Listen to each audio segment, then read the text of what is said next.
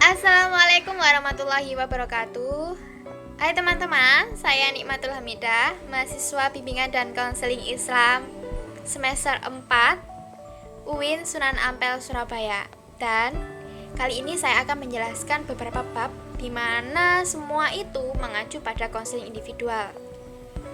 Nanti diharapkan kalian mampu memahami dari penjelasan saya. Soalnya nanti saya akan menjelaskan per bab. Otomatis kalian akan memahami lebih baik dan mampu mengimplementasikan dalam ranah bimbingan dan konseling ini. Oke, bab pertama ya teman-teman. Bab pertama ini kita akan mulai dari sejarah bimbingan dan konseling, kemudian faktor apa yang mempengaruhi adanya bimbingan konseling ini. Terus kita lanjut ke pengertian bimbingan konseling individual, kemudian tujuan dari konseling individual, dan terakhir fungsi dari konseling. Oke teman-teman, kita lanjut ke bab yang pertama, dimulai dari sejarah bimbingan dan konseling. Nah, sejarah bimbingan dan konseling ini itu dimulai pada tahun 1908. Nah, di mana Mbak? Nah, awal mulai berdirinya bimbingan dan konseling ini itu di Amerika Serikat, di mana adanya berdirinya Vocational Bureau pada tahun 1908 ini oleh Frank Person. Nah, siapa sih Mbak Frank Person itu? Nah, Frank Person ini itu merupakan the father of Guardians Movement in America Education. Nah, beliau, Frank Person, menganggap bahwasanya setiap individu itu perlu untuk ataupun setiap individu itu membutuhkan bantuan orang lain. Untuk apa Mbak? Untuk mengetahui kekurangan dan kelebihan dari diri kita, sehingga kita mampu mengetahui pekerjaan yang cocok untuk kita. Kok pekerjaan Mbak?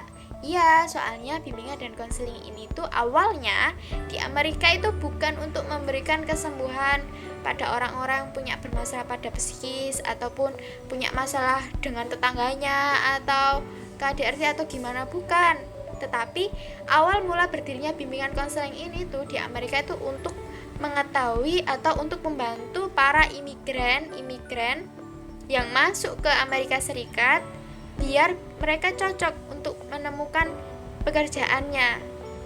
Jadi kok bisa Mbak imigran ke sana? Nah, faktor yang mempengaruhi adanya bimbingan konseling ini tuh pertama kan adanya banyaknya imigran yang masuk ke Amerika Serikat, sehingga pemerintah itu antusias untuk membantu mereka menemukan pekerjaan yang cocok. Akhirnya di Amerika Serikat berdirilah beberapa biro-biro pekerjaan untuk membantu mereka menemukan pekerjaan yang cocok. Kemudian seiring berkembangnya zaman sampai abad ke-20,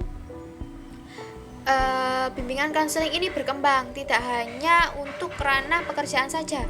Pada tahun 1909, bimbingan konseling ini tuh sudah luas ranahnya. Kan pertama tadi pekerjaan yang awal. Terus pada tahun 1909 ini mulai masuk ke ranah pendidikan yang didirikan oleh Jas B. Davis. Nah, ini mulai masuk, dan pada tahun 1909 ini sertifikasi seorang konselor di sekolah itu diturunkan sehingga sudah mampu untuk beroperasi di ranah pendidikan bimbingan konseling ini. Kemudian faktor yang mempengaruhi adanya bimbingan konseling ini tuh yang kedua itu untuk penanaman moral. Kok bisa? Dulu soalnya ada agama Kristen yang ada di Amerika Serikat itu biar mereka bisa menanamkan moral perilaku yang baik, bisa menghadapi kehidupan dengan baik, itu otomatis harus ada bimbingan dan konseling. Disinilah bimbingan dan konseling pendidikan sudah ada. Kemudian faktor berikutnya yaitu untuk mengobati mental. Nah, di sana saking banyaknya pasien sakit jiwa, mereka beranggapan bahwasanya orang yang mempunyai penyakit sakit jiwa ini mampu disembuhkan dari usia dini, sehingga bimbingan dan konseling ini mampu mencegah banyaknya para pasien yang sakit jiwa. Otomatis ranah bimbingan bimbingan konseling ini lebih luas lagi. Yang pertama pekerjaan, kedua sudah ada ranah dalam pendidikan karena ada faktor agama Kristen tadi yang saking banyaknya, biar mereka bisa bersikap baik, bisa menjalani kehidupannya dengan baik, moral, norma yang berlaku itu sudah ada. Kemudian yang ketiga ini mulai ada bimbingan dan konseling untuk mengobati mental karena banyaknya pasien jiwa di sana, sehingga pemerintah itu antusias untuk menyelesaikan masalah ini. Otomatis bimbingan dan konseling ini diluaskan lagi, otomatis untuk menyelesaikan masalah mental. Oke, lanjut ke pengertian konseling individu. Konseling individu itu apa, Mbak? Konseling individu itu hubungan antara seorang klien dengan konselor, di mana mereka ini tuh saling berinteraksi, dan seorang konselor ini tujuannya itu apa? Guna untuk membantu seorang klien ini. Karena klien datang itu ke konselor itu kondisi punya masalah pastinya. Jadi konselor ini harus membantu klien atau konseling kita untuk menyelesaikan masalah, dan terjadi dengan keadaan individu. Kok individu, Mbak? Iya, soalnya dalam konseling ini tuh ada dua, konseling individu sama konseling kelompok. Nah, konseling individu itu terjadi interaksi antara ke konselor dengan pribadi satu, individu satu gitu. Kalau kelompok ini lebih ke banyak, jadi perkumpulan gitu. Ada konselor satu dan kliennya itu banyak, sehingga dikatakan bimbingan konseling kelompok. Jadi konselingnya itu nggak satu, tapi lebih dari satu, dua atau tiga. Jadi itulah membentuk jadi disebut bimbingan konseling kelompok. Seperti itu. Kemudian lanjut ke tujuan konseling. Nah, tujuan konseling ini tuh ada tujuan khusus dan umum. Tujuan secara umum itu untuk menyelesaikan masalah yang dihadapi oleh konseling. Kalau tujuan khusus itu pertama itu preventif, itu untuk pencegahan. Kedua ini untuk menyelesaikan masalah klien yang sudah ada. Apa sih, Mbak, bedanya? Nah, preventif ini di sini nanti konselor memberi bimbingan agar tidak sampai permasalahan itu terjadi pada kliennya. Contoh, kenakalan remaja.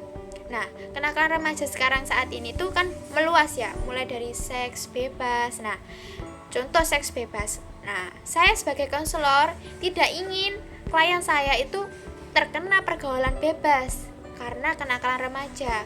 Soalnya itu sudah usianya ya remaja gitu, jadi lebih labilnya, lebih mengenal dunia luar gitu. Otomatis saya kan tidak ingin agar klien saya itu tidak sampai kena kenakalan remaja ataupun seks bebas. Nah, otomatis saya melakukan bimbingan konseling preventif. Nah, tujuannya preventif, pencegahan gitu. Itu tujuan khusus. Kedua ini tujuan di mana klien sudah memiliki masalah. Nah, otomatis saat klien sudah memiliki masalah, saya menghadap ataupun klien saya menghadap ke saya sebagai konselor untuk menyelesaikan masalahnya. Nah, seperti itu. Oke, lanjut ke fungsi-fungsi konseling. Nah, fungsi-fungsi konseling itu ya teman-teman banyak sekali. Dari pertama itu ada fungsi pemahaman, fungsi pencegahan, fungsi adaptasi, fungsi penyembuhan, fungsi perbaikan, dan lain sebagainya. Saya akan menjelaskan fungsi pemahaman.